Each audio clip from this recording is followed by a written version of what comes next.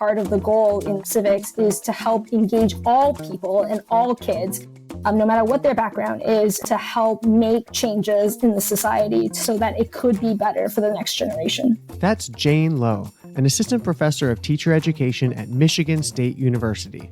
For the past decade, she's conducted research on how to get students engaged in the political process through their high school coursework. On this episode, I'll talk to Jane about what her research has taught her, including the ways that civic education can and should change with the times. And thanks for tuning in to Education for Sustainable Democracy, the show about how we can prepare young people to be informed civic participants who care about improving the natural environment and society at large. I'm your host, Brett Levy, Associate Professor at the University at Albany, State University of New York. To keep up with new episodes, please click the subscribe button. There's more coming soon. Here's my interview with Jane Lowe. Hello, Jane. Hey, Brett. How are you doing? I'm doing well. So, Jane, it's really great to talk to you. I'm wondering if you could tell me what the broad research questions are that you explore. Yeah, thanks for having me, Brett. It's fun to talk about my work with you.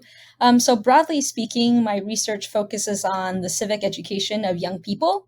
And basically what that means is I care a lot about how young people are educated to be a part of our polity, whether that's, through actual political engagement or civic engagement or other ways where young people feel like they can be a part of our community or our society. And I'm just curious on how schools can help do that, right? So how teaching and learning can help young people be more involved in our society. And what are some of the projects that you've undertaken to explore those questions? Before becoming a professor and a researcher, I was actually a high school government and economics teacher. And so most of my research thus far has centered around the experiences of kids in high school government classes or middle school civics classes. And so what that means is I've looked at kind of what teachers are doing, how students are engaging, and whether or not the kinds of things they're experiencing in those classes in schools have impacts on kind of their attitudes about governance and society and knowledge of government and civics and things like that.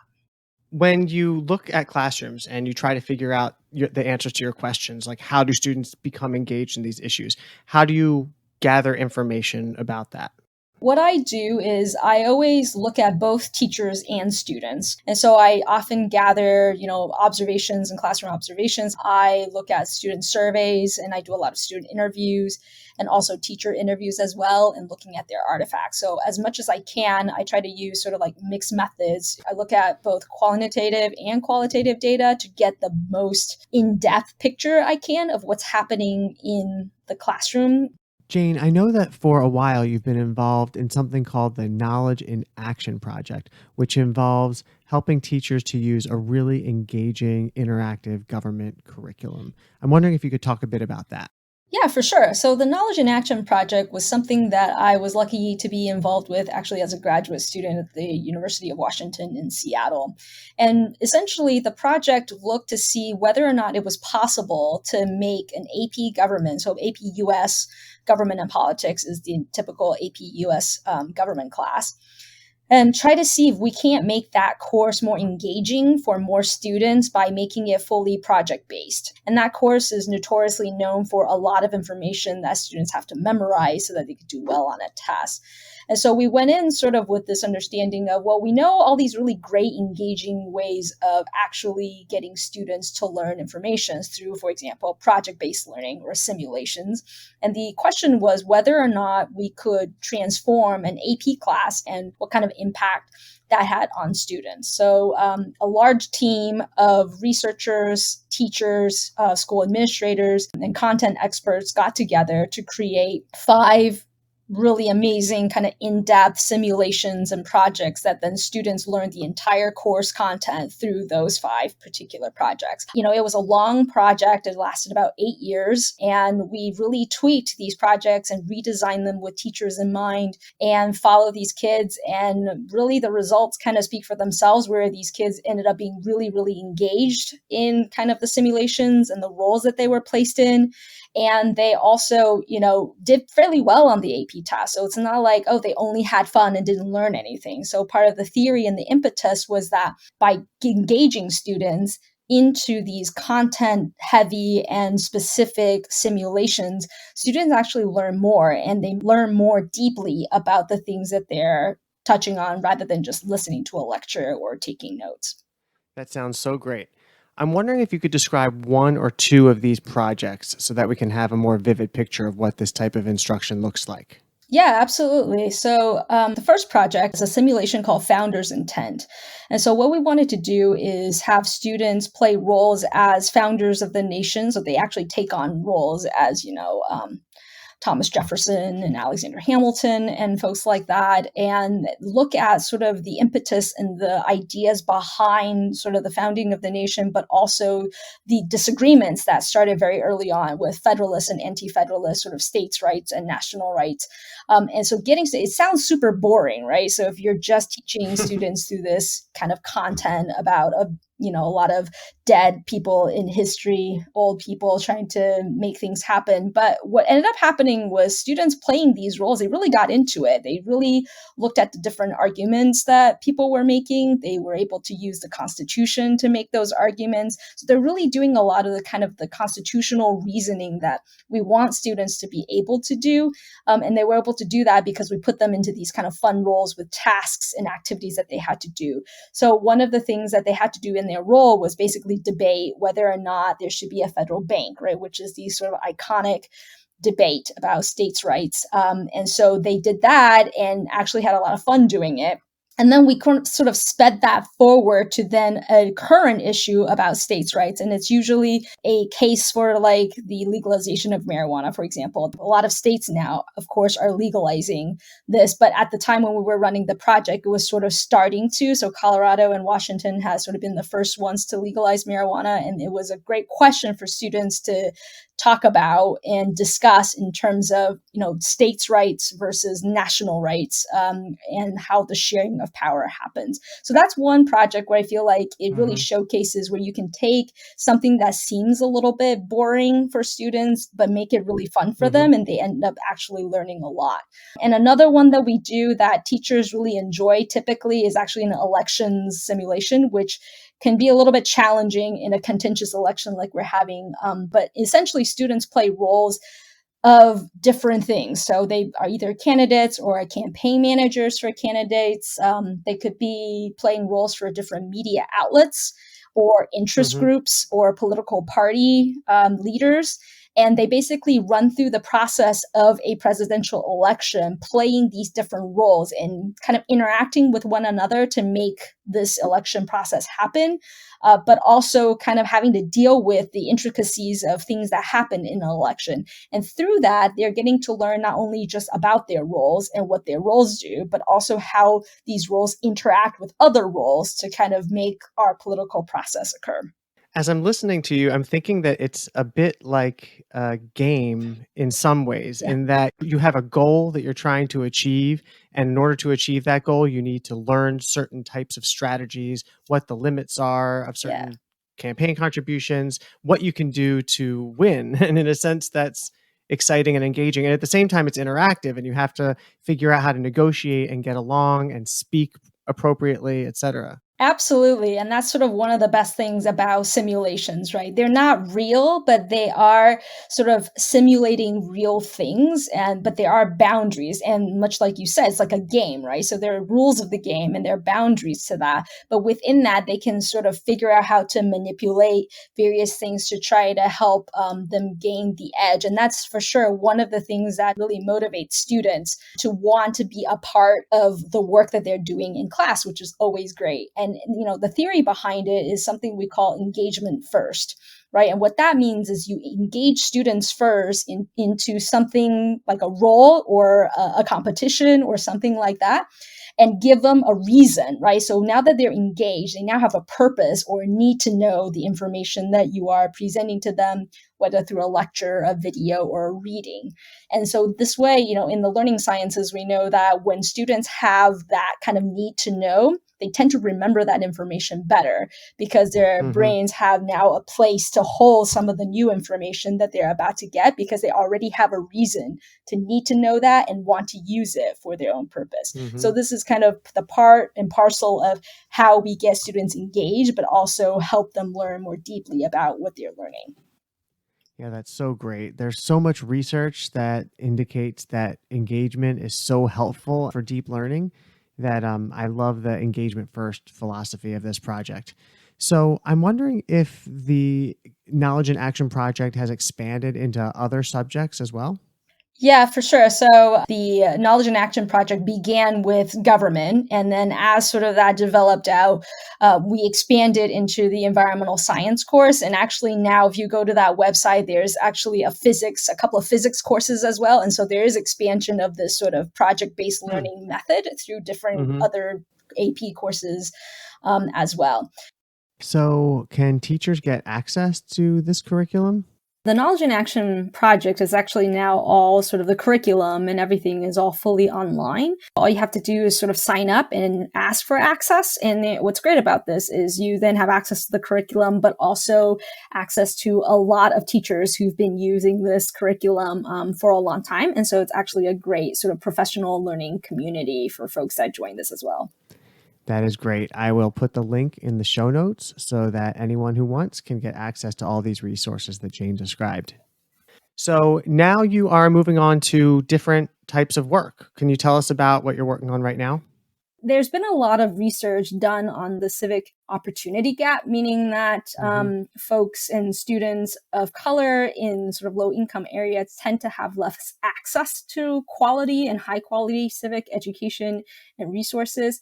But at the same time, I think, the inequity of civics is partially this inequality of access, meaning they have less, but also an equity issue, meaning that even folks that have access to this, the kind of civics that we tend to introduce students to, I think, work specifically for certain types of students, right? And Hmm. less so for other types of students. So that's something that I've been thinking a lot about and working on figuring out how to mitigate in school settings. That's really interesting, Jane, and makes a lot of sense. Over time, many civics curricula have emphasized more traditional forms of civic participation, such as voting, contacting representatives, getting involved in political parties, and things like that. For some students, that's really exciting and holds a lot of potential. And it doesn't resonate the same with everybody. And some students, especially those from groups that have been historically disenfranchised or less included in those types of participatory structures, may see other avenues as more exciting and appealing. So the civics curricula could adjust. Absolutely. And I think we're seeing that more and more, right? As our current political climate becomes sort of polarized and more divisive.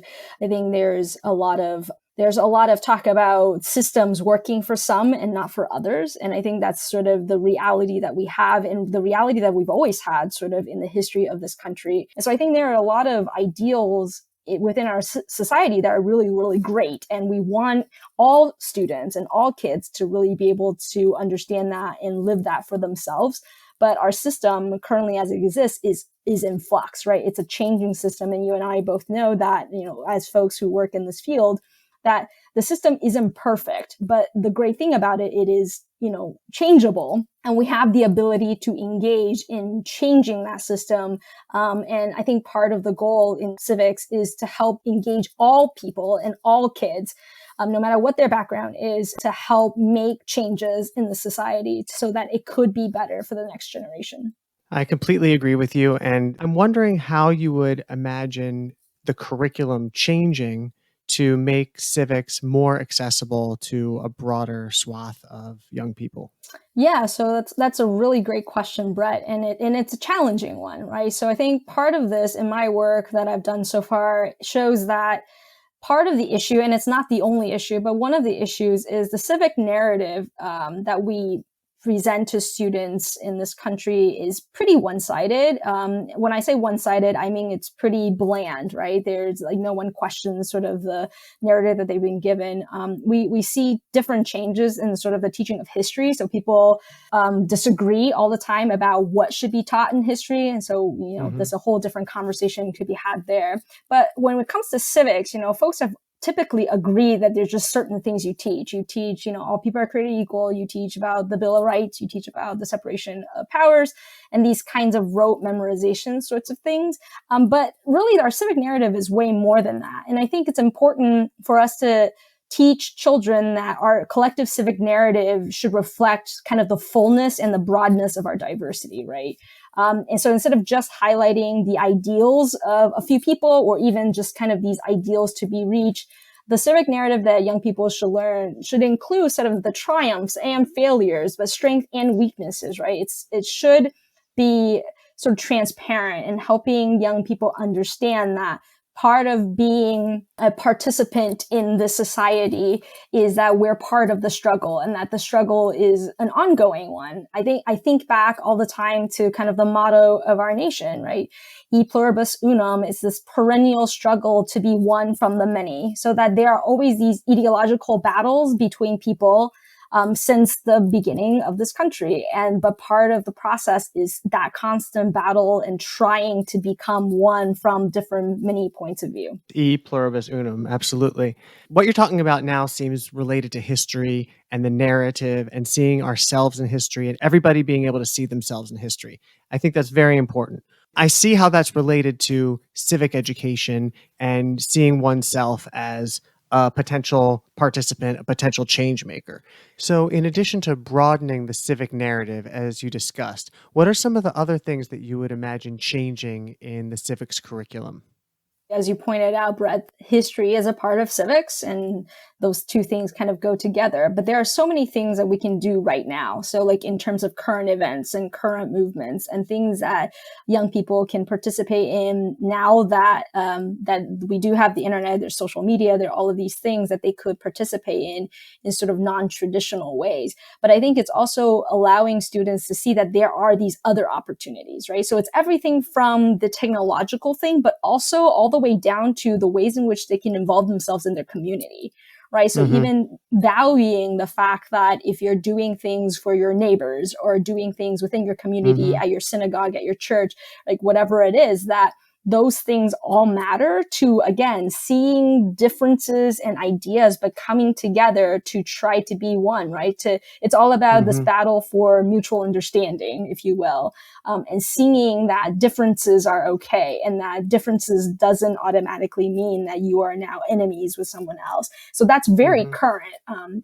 That's historic, of course, but I think that's also very current, especially in this political climate. I think it's even more important now to help young people understand how to disagree with one another without the conversation breaking down, right? How to talk about controversial things without slinging sort of insults or hurting one another in those ways, that we can disagree sort of ideologically, have ideological differences, right? But still agree to try to do what's best for the system and our community.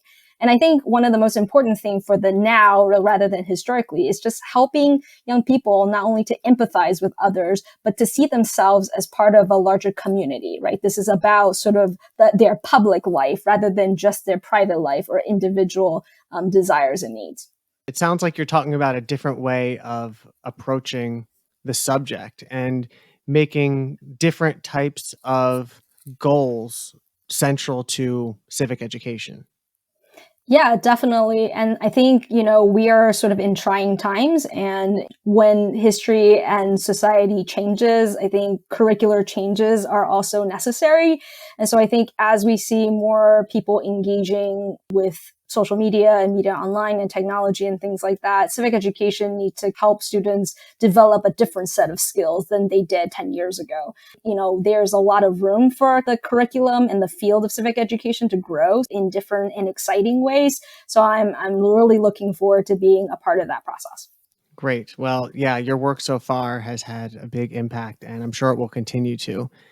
So it's an election season, as we all know. Do Yeah. you have any advice for teachers, parents, administrators, anyone who might be concerned about preparing young people for engaging in this public process? So I think this election season is particularly challenging for a lot of teachers. So I've already heard from, teachers I work with or teacher friends who are like, oh my goodness, I just don't know how to teach about elections this time around. So the first thing I would say to teachers and parents and administrators is please still do, right? Still do talk about the election with your kids and with your students. Because even just because it's a contentious election doesn't mean that they don't need to know about it. And if you don't talk about it, then they're still talking about it or hearing it from other places.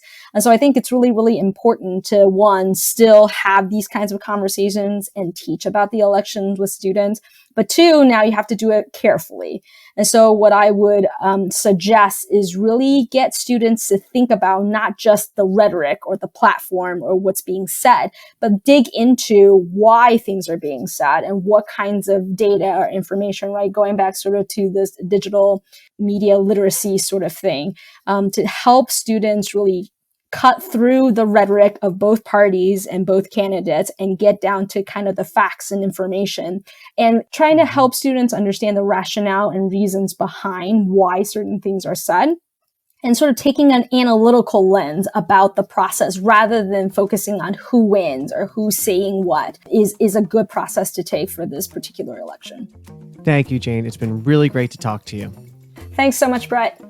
That was Jane Lowe, Assistant Professor of Teacher Education at Michigan State University. To learn more about Jane's work, including the Knowledge in Action Project, please click on the links in the show notes. And this is Education for Sustainable Democracy. I'm Brett Levy. To learn more about the show, please visit www.esdpodcast.org. This is a brand new show, so if you like it, please hit the subscribe button and tell a friend or colleague about it. And thanks for listening.